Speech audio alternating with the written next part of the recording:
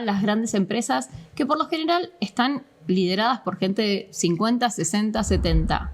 Vos tenés que venir a explicarles que el marketing ha cambiado, que el e-commerce ha cambiado. ¿Cuál es el camino que vos emprendés para que te entiendan aquellos que no nacieron con este código? Ya se está riendo solo, vos fijate, se está acordando alguna anécdota. Sí, porque pienso en mi viejo, o sea... ¿Viste?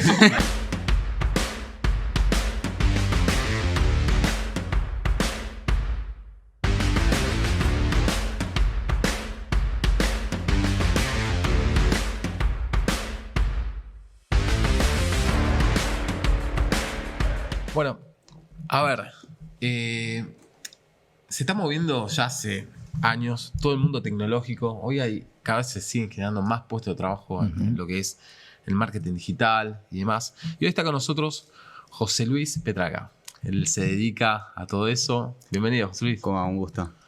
¿Todo bien? ¿Todo bien, vos? Ah, bueno, bien. ¿Cómo es ese ambiente?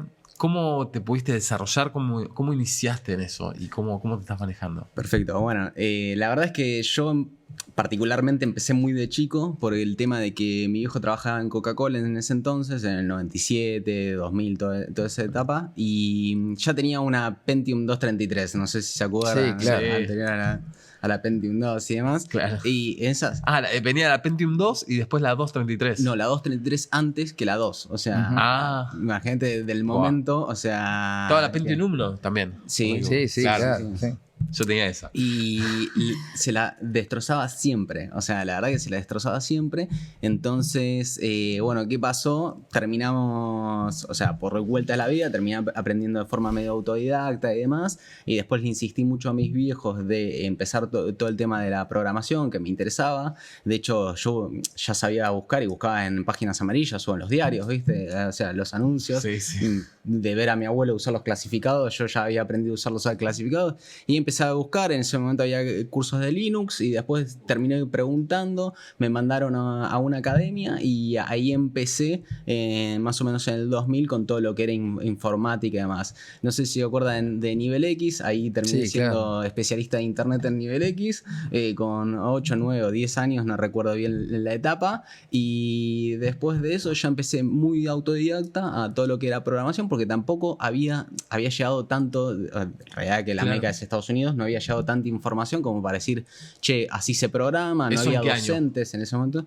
Eso en el año 2001, 2002, 2003, y antes en el 97, 98 yo sabía navegar por internet en el Internet Explorer y buscaba el chat de chiquititas, o cebollitas, que era lo que anunciaban en ¿Cómo el chat de chiquititas? No recuerdo eso. Yo veía chiquititas cuando era chico. Y anunciaban un chat que era tipo de chiquititas. Y yo, no sé, entraba porque era lo único que sabía entrar. Las salas de chat. Sí.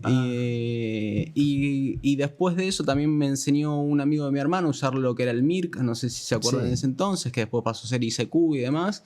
Y bueno, empecé con los foros, empecé con todo eso y ahí empecé autodidacta a desarrollarme en todo lo que era la programación y el marketing digital. Empecé a empezar a entender cómo era que funcionaba el desarrollar páginas web, o sea, y empezó el e-commerce, pero por mail, porque ni siquiera había tanta programación como tan accesible. Y ahí empezó todo, empecé a estudiar todo lo que es SEO, no sé si escucharon alguna vez, que es posicionamiento web, en lo que eran los buscadores. Antes estaba que impactaba mucho eso, ahora también en algunos rubros y demás.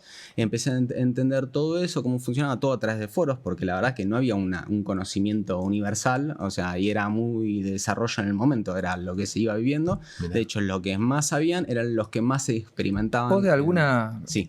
Perdóname la interrupción. Vos de alguna manera sos como un eslabón perdido entre dos mundos, y corregime. Entre dos generaciones. Claro, porque vos de alguna manera arrancaste con una aproximación más formal. Dijiste al pasar tus viejos te mandaron a una academia por tu inquietud.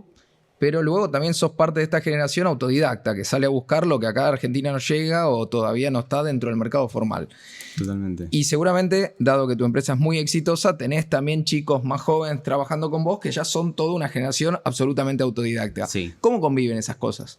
Y la verdad que está bueno, o sea, está bueno toda esa a ver... A ver, me siento más parte de la generación de ellos que la generación de nuestros padres. Porque al no haber tenido un conocimiento formal, si bien después estudié una licenciatura y demás, la verdad que toda mi infancia fue más parecida a romper la computadora. O sea, Claro. a aprender rompiendo. O sea, Claro. ese era mi conocimiento. Claro. Esa era la forma. Después venían los castigos de mi viejo por romperle su Y me hermano. siento muy identificado con lo que estás contando. Totalmente. Por romperle su herramienta de trabajo, Claro, que eso era la generación formal. Y- Sos lo que se ponía a desarmar y curiosear. Sí, de hecho, mi abuelo Tenía un amigo así. era Mi electricista. viejo Mi se abuelo agarra la cabeza. era electricista y me traía, desde, o sea, esto con 5, 6, 7 años, me traía cosas. O sea, me acuerdo una ilustradora una vez, o planchas. ¿Vos, cosas así. 5, 6, 7 años? ¿Vos? Sí, Por esa edad. mi primer portalámparas lo armé a los 5 años. O sea, hoy en día es una boludez, pero mi abuelo ya me enseñaba. Claro. Y a los 2 o 3 años ya tenía que enchufar, me tuvo que enseñar a mi vieja a enchufar porque yo tenía fascinación con los enchufes. Entonces, Claro, mejor que le enseñen que meta los dedos, dijo y- mamá. Tal cual, que bien que fue bien dirigida.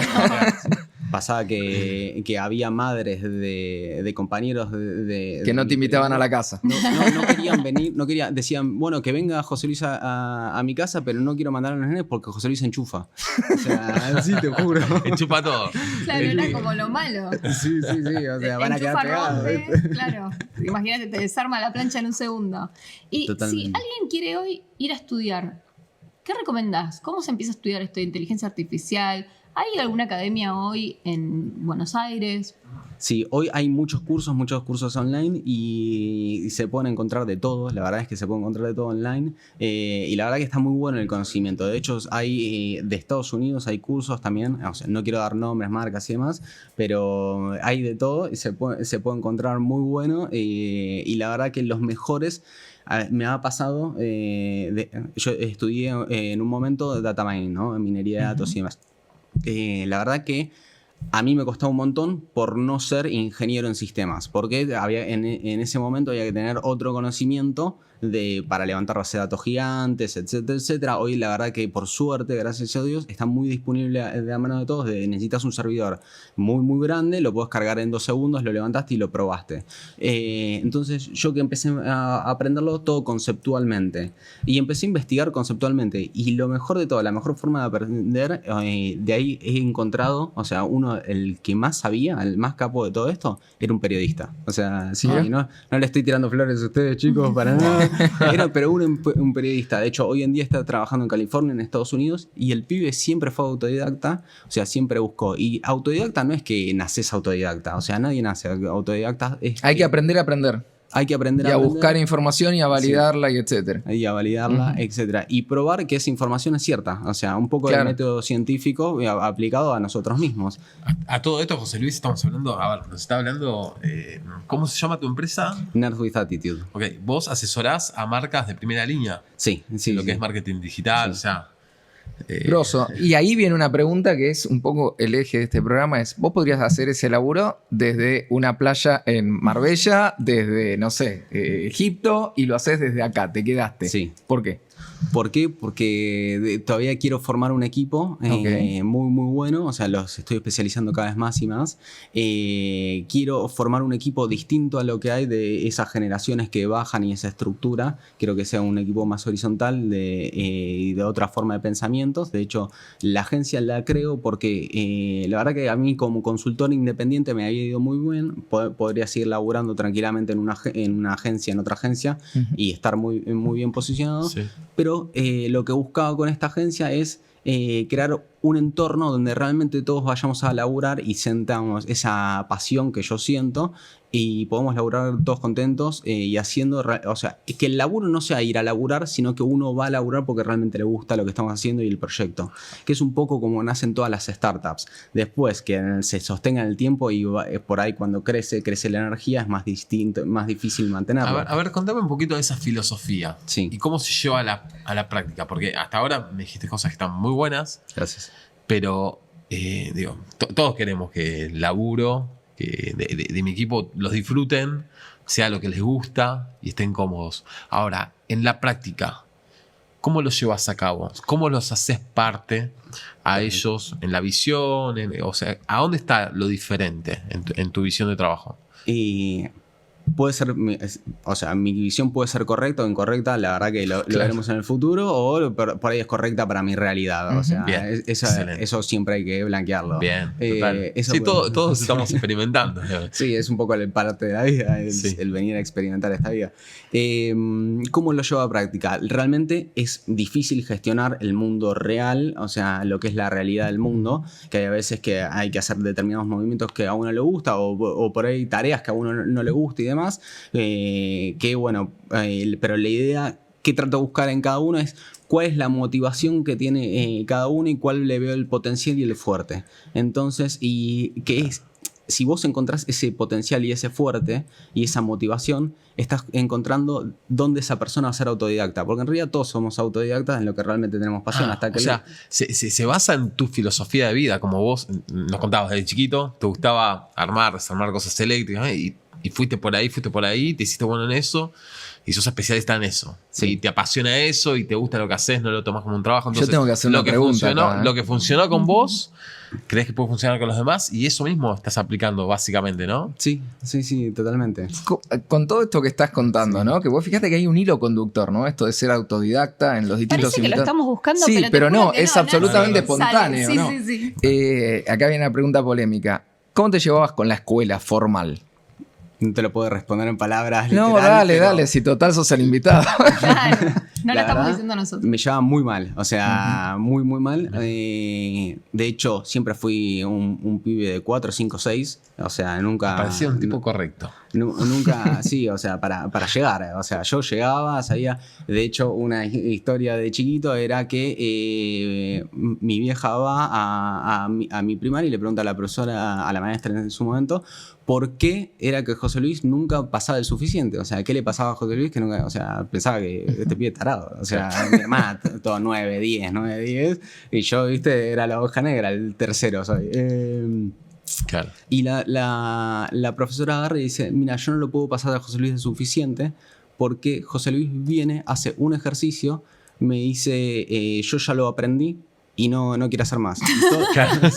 así. Lo cual es bastante lógico, Bueno, ¿no? Claro. Porque yo, cuando era chiquito, me di cuenta, o sea, ahora de grande puedo hacer la retrospectiva, que me di cuenta que yo aprendí el concepto de cómo hacer ese ejercicio. Y le iba y le decía, mira, este ejercicio lo hice bien, y después me decía, por lo que me cuenta mi mamá, el resultado del siguiente es tanto. Y la maestra me decía, ¿y cómo sabes que es tanto? Y no, porque yo ya lo hice. ¿Y dónde están las cuentas? No, yo ya lo sé. ¿El resultado es tanto? ¿A vos te dio tanto? Yo le decía eso Pero la escuela formal no soporta eso de que vos no pongas el planteo y te muestres cómo llegaste a la Y conclusión. me costaba mucho, Claro. o sea, después más de grande, o sea, cuando entré en la secundaria, que encima empecé en bachiller y después me cambié a técnico por esa pasión que tenía con todas estas cosas. ¿Qué pasó? Los profesores de un técnico no les copaba mucho que yo no haga el planteo de las cosas. Claro. Y ahí tuve que aprender a la... ¿Cuántas personas quedan en el camino creyendo que no sirve para estudiar, que no sirven para aprender? Y lo que no son sirve es el tontos, sistema. Claro, o sea, pero de verdad, porque capaz que vos tuviste la suerte, el hambre, las ganas. Pero hay mucha gente que diciendo tengo 4, 5, 6, no sirvo para esto, no estudio, dejo el secundario. Como, Claro. qué importante es lo que vos contás y qué importancia tiene cambiar el dogma ayer. Te iba a decir y te iba a meter O sea, en un lío. Mañana te levantás en una distopía y sos el ministro de Educación de Argentina. Estás en el despacho, no sabes cómo llegaste ahí. ¿Qué haces con el sistema educativo argentino? Y la realidad es que, por un lado, yo creo que el aprendizaje o sea, cuando uno encuentra la pasión es distinto el aprendizaje, pero por el otro lado pienso que el humano, hasta hoy en día, la mejor solución que encontró es el aprendizaje en el pizarrón. O sea, la realidad es que cuando uno explica con una pizarra un pizarrón, por ahí, o sea, no pude comparar otra forma, la realidad es esa, por todo lo que es mi experiencia de vida, y por todos los casos donde lo he probado. Por ejemplo, cuando le quiero explicar algo a los chicos de la agencia y demás, yo lo explico en un pizarrón porque todos estamos acostumbrados a aprender de un pizarrón. Sí. Entonces no le puedo venir con otra forma a explicarles cómo es. Ahora, si fuera ministro de Educación, lo que haría es por ahí que los programas no sean tan rígidos como son acá en Argentina. O sea, que poder tener que las materias optativas realmente sean materias optativas y no sean materias optativas, como le dicen, y terminar Para que los cerrados chicos vayan descubriendo la pasión, calculo. Sí, porque vos le tenés que mostrar todo. Hay muchas personas que no saben qué ramas existe de cada rama. Claro. Entonces, Claro. nada, cuesta mucho terminar encontrándolo. Que por ahí la vida te termina llevando cuando vos lo podrías haber descubierto antes y ahorrándote mucho tiempo y muchas angustias.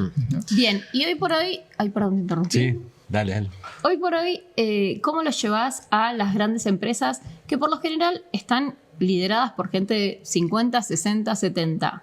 Vos tenés que venir a explicarles que el marketing ha cambiado, que el e-commerce ha cambiado. ¿Cuál es el camino que vos emprendés para que te entiendan aquellos que no nacieron con este código? Ya se está riendo solo, vos fijate, se está acordando alguna anécdota. Sí, porque pienso en mi viejo, o sea... Soy amigo. Trabajé con él. Sí, realmente pienso en mi viejo. ¿Qué pasa con mi viejo? Obviamente que al explicarle a mi viejo es mucho más conflictivo que explicarle a otra persona, obviamente, por temas que todos conocemos. Claro. Entonces, ¿qué pasa? Yo pienso que le estoy explicando a mi viejo, o sea, trato de explicarle que de la forma más sencilla y trato de que a veces me cuesta un montón no dar por obvio lo que todos creemos que es obvio y tratar de buscar el momento en que no empiece a entender para empezar a explicarle mejor o ir más profundo, trato de adaptarme, o sea, no puedo venir de una generación, de otra nueva generación e imponerle a alguien que ya vivió toda su vida una forma de aprender o una forma, un concepto, entonces trato de adaptarme a ellos, o sea... ¿Y cómo se lo toman? Muy bien, por suerte, muy bien. ¿Sabes qué te quería preguntar, José? Hay una brecha entre saber hacer el trabajo, por ejemplo, de marketing digital a una gran empresa, a las grandes empresas, entre saber y terminar haciéndolo, ¿sí? Entrando a trabajar con ellos, ¿no? O para ellos. ¿Cómo es ese salto? ¿Qué es lo que pasó? ¿Qué es lo que tuviste que ser o hacer para que eso termine ocurriendo? Porque hay un montón de chicos acá en Argentina, de jóvenes, que tienen las habilidades para poder jugar en las grandes ligas, digamos, no solamente para empresas de acá de Argentina, sino de afuera, pero de ahí a hacerlo hay una brecha para cerrar. ¿Cómo la cerraste en tu caso? Perfecto. La verdad que primero voy a describir cómo es esa brecha, así podemos decir. Así se puede entender mejor el concepto. La idea de esa brecha, o sea, lo que surge es más profesionalismo. O sea, es otro código de hablar que llevan las empresas grandes y otro código de actuar.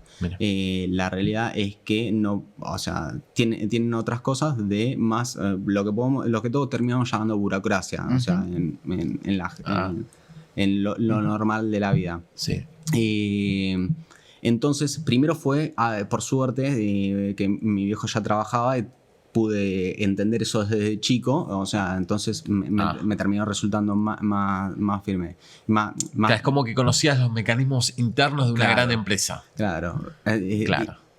Pero ¿qué te permite? Cuando vos trabajas con una gran empresa, estás especializado en algo muy chico y no te permite ver el panorama de toda la empresa. Ese es el problema que suelen tener o sea, no quiero afirmarlo, pero puede llegar a pasar que trabajando en una gran empresa te termines especializando en algo y no termines de ver cómo funciona todo el sistema gran empresa, cómo funciona la empresa.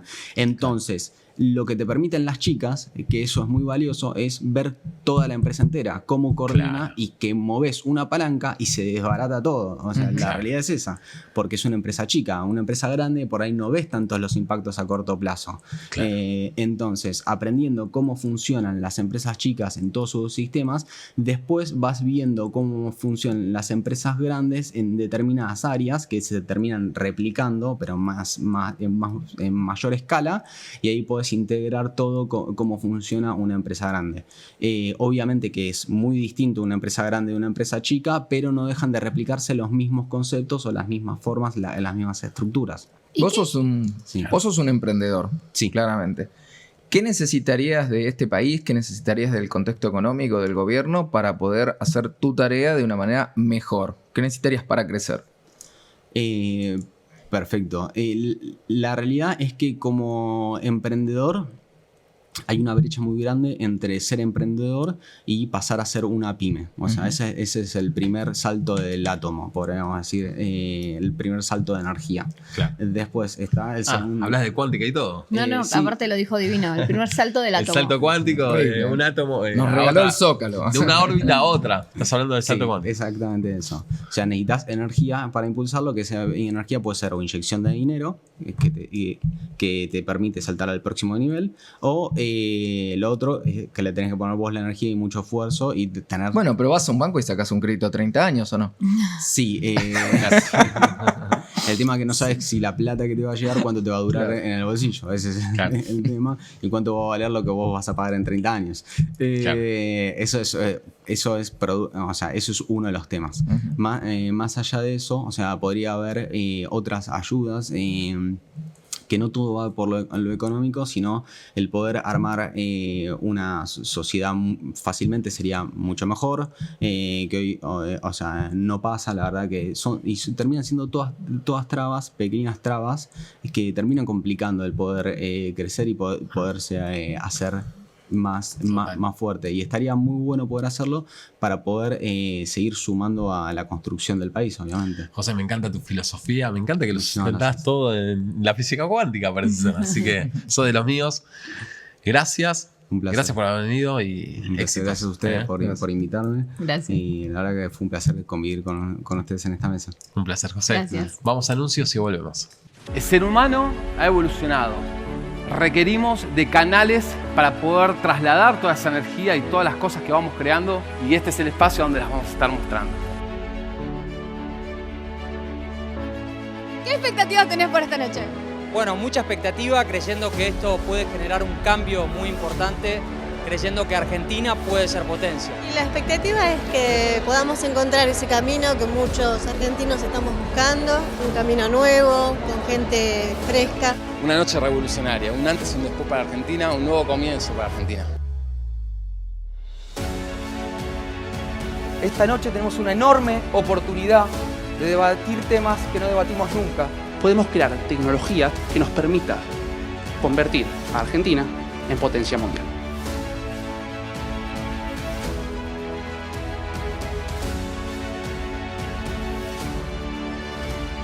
Sin embargo, hay otra forma, hay otro esquema cuántico que es colaborativo, y ese otro esquema cuántico es el que nosotros tenemos que empezar a aplicar a través de nuestro libre albedrío, que significa poder elegir entre esa armonía o ese caos.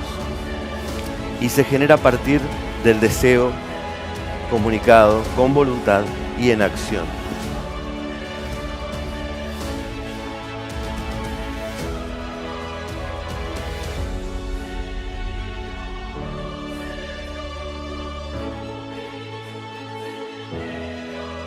Va a cambiar nuestro paradigma, va a cambiar nuestra manera de pensar, y lo que considerábamos que era posible, vamos a saber que podemos con lo que soñamos. Si lo puedo lograr yo, lo puede lograr un país, y en eso estamos.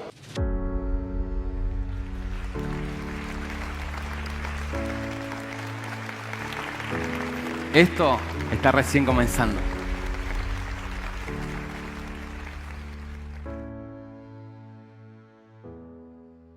Bueno, fue una locura hoy. ¿O no? Hermoso. Parece guionado y no es guionado, insisto con eso, nosotros vamos eligiendo, vamos a contar un poco el detrás de cámara, nosotros vamos eligiendo de la sociedad con el equipo gente que, si se quiere, llama la atención por su pasión, por su entrega, por lo que va inventando y por lo que va agregando, y me parece que acá está el factor, por lo que agrega de valor a la sociedad. Total. Y de alguna manera, espontáneamente, lo que ocurre es que hay un eje. Se repite esto de que la educación no está acompañando a los emprendedores, no está acompañando al desarrollo del país. Al mismo tiempo, el tema de políticas en general, no estoy hablando de la política, no estoy hablando de este político, no estoy hablando de este gobierno. Digo, Hablas de mecanismos. los mecanismos, ¿ok? Lo más desapasionado posible. Los mecanismos tampoco están generando un contexto de desarrollo. La cuestión es si se puede hacer una cosa distinta, ¿no? Gran pregunta. Nunca te escuchamos hablar de política. Yo nunca te escuché, no tengo ni idea. ¿No? ¿Qué pensás? ¿Qué pienso? ¿Tenés esperanza que se encuentren Claro, estos mecanismos? yo siento lo que dice él, que es el Estado todo no acompaña desde ningún lugar. No acompaña ni desde las políticas de salud, porque también hemos hablado de salud mental, de salud vocal, hay un montón de rangos. Las políticas de ir en contra de la drogadicción, los problemas que tenemos. Viste, como contaba Tommy, que él era un abrazo para estos chicos que entraban en política. Y todas esas políticas tienen que ser públicas, tienen que ser desde el Estado. Mismo la educación. Es algo que tiene que bajar del Estado, más allá de que uno pueda hacer estos programas y repensarnos. Yo tengo una visión mucho más esperanzadora de que yo siento que nosotros desde algún lugar somos una generación disruptiva, inspiradora y que exige más. Y así como le exige más a quien, como pasó esto, le exijo más a mis profesores, le exijo más a mis lugares de trabajo, le vamos a exigir más también a quienes estén haciendo estas leyes, estas políticas. Cada vez nos metemos más, sabemos quiénes están en el Congreso, qué leyes votan, qué aprueban, qué no, qué leyes están imponiéndose, qué están pensando. Sí, porque de alguna manera pienso, el gobierno que esté de turno, fueron varios ya, pero son el reflejo nuestro, de la sociedad. Pues, no sé, a ver, fíjate, te pero desafío. Nosotros lo permitimos. ¿Quiénes votamos? Bueno, nosotros lo votamos, es verdad, y podríamos quedarnos charlando un ratito sobre cuán dinámico, cuán abierto en términos de la ciencia política es el sistema electoral. Pero fíjate que pasa algo extraño, ¿no? Por un lado está toda esta gente que nosotros traemos. Y por el otro lado está el Estado y las políticas que tiene. Y para mí no hay un reflejo. Y vos decías recién, Melody, bueno, tiene que ser el Estado. Yo tengo ahí una visión medio a mitad de camino.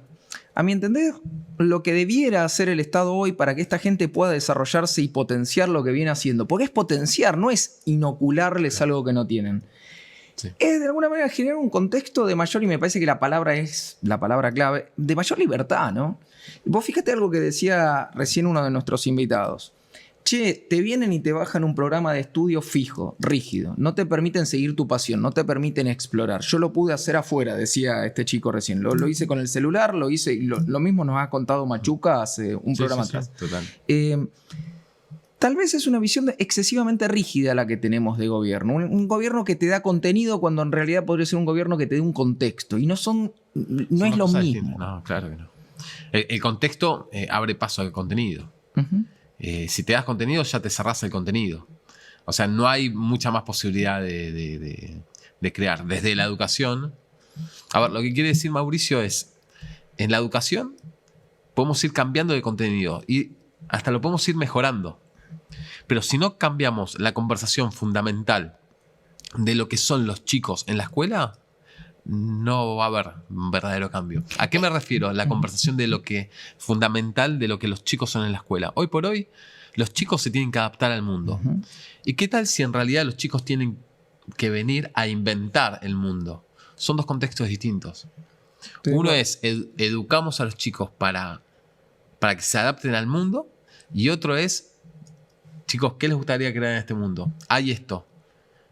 ¿En qué les gustaría meterse? ¿En qué les gustaría involucrarse? Sí, ¿Qué les gustaría creer? Desde la rigidez, creo que lo habías dicho vos en el evento, la rigidez de estar sentados 9 horas. Claro. Lo mal que nos hace eso a todos mentalmente, porque a mí me pasa, yo estoy en la facultad 4 horas y se me quema el cerebro. Yo digo, pobre mi hija que tiene 11 y está 9 horas sentada escuchando gente, yo no entiendo cómo hace. Pobrecita. Y seguí, porque dijimos varias veces la palabra chicos. Ahora dejemos de pensar en chicos y pensar en un ser humano.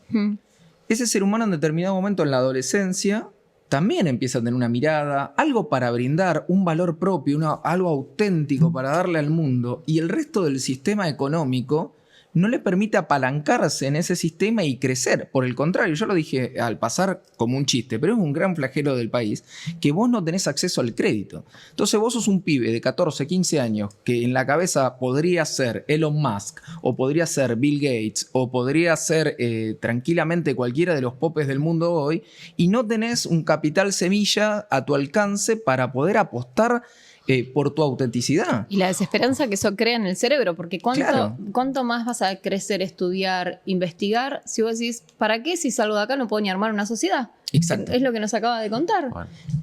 Bueno, ¿Qué harías vos, Lucho? Vas a hacer, justo ayer me llamaron del banco, la gerenta, una divina, me requiere. Dice, che, Luciano, tengo un préstamo para poder darte. Digo, ¿a qué tasa? El monto era re pequeño. Digo, ¿qué puedo hacer con esto? No me alcanza para invertir acá, no me alcanza para invertir allá. Siempre cosas se pueden hacer, pero no era grande el monto. Sí, con unas tasas. ¿Con qué tasa? Espera que me fijo. Como si no interesara la tasa, ¿no? El 110%. Bien. Yo vi ese número. Está bien, la inflación está en eso. Pero mirá en lo que entramos, ¿no? Qué sé yo, el que lo necesita lo agarra. Está bien. Pero te hunde más de lo que te ayuda eso. Me gustó, porque nosotros hablamos mucho de esta expresión, la conversación de fondo, que está bueno, que no se habla mucho de eso. ¿Qué es la conversación de fondo para nosotros, ¿no? En un contexto de transformación? Es lo que nos contamos como país, es lo que creemos posible. Nuestra conversación de fondo es la de un país derrotado, muchas veces, ¿no? Y después encontrás muchísimos ejemplos de gente que no cree eso. Ahora, como bien decís vos generalmente, Luciano, el problema es la conversación de fondo. Es decir, si nos empezamos a creer que somos potencia, no que vamos a hacer, que somos potencia, lo que tenés que cambiar es ese contexto rígido que no permite ser lo que somos. Sí, más allá de cambiar también ese contexto rígido, digo, esta conversación de fondo que tenemos se ve reflejada en nuestra economía. Claro. Se ve reflejada, hasta te digo más, en nuestra moneda. Nuestra moneda hagamos un símbolo, ¿no? Si nuestra moneda fuésemos nosotros, no es que está aumentando el dólar, ¿no? Es una tontería. La mayoría lo sabe, pero a veces hay que aclararlo. No está aumentando el dólar. El peso se va desvalorando. Porque, y yo digo, tendrá algo que ver, y para mí tiene mucho que ver, con nuestra conversación sobre nosotros mismos, sobre los argentinos, que la venimos desvalorando. ¿Vos sentís que quienes se devalúan somos cada uno de nosotros en nuestros pequeños lugares? Pero como conversación país. Sí, claro. Después puede haber conversaciones individuales. Bueno, pero es una gran analogía. De lo que está diciendo Luciano, hay evidencia empírica, sólida y estadísticas hasta cansarse. Argentina tuvo a principios del siglo XX una de las flotas marítimas más grandes del mundo. Yo eso hoy lo digo en un aula y los chicos me miran como diciendo, flaco, no sé, lamiste un sapo, estás loco. Argentina estuvo entre los 5 primeros países del mundo en desarrollar energía atómica. Y te miran como diciendo, no puede ser. Claro, la conversación de los últimos años es, somos esto, preservemos lo que tenemos. Sí, es como que no lo mandes al Mundial a Messi o a Argentina, que no entra en el Mundial. Tienen que entrar, tienen que jugar el Mundial. Después pueden no ganarlo, pero tiene que estar. No podemos estar discutiendo si jugamos las eliminatorias para jugar el Mundial o no. No, tenemos que estar en el Mundial. Pero viste que la conversación de fondo, ¿cuál es ahí? Siempre tenemos que estar sufriendo. Eso. ¿Por qué? ¿Por qué no cambiamos? Nos compramos el tango entero. Sí, enterísimo. ¿Por qué siempre tenemos que estar sufriendo? Nos pasa a nosotros como país y nos pasa hasta en el fútbol, ¿no? Sí, como si fuera nuestra idiosincrasia sufrir. No es real, no es cierto. Pero entonces, ¿qué es lo que hay que cambiar? ¿Qué es lo que se puede hacer? Para mí, y me arrebato con esto, es dejar que estas generaciones, y fíjate, generaciones no tiene mucho que ver con la edad, tiene que ver con las ideas que tienen en la cabeza, que es otra cosa, eso es transgeneracional. Dejar que esa generación de ideas tenga la libertad para hacer de este país otra cosa. Y creo que eso va a pasar.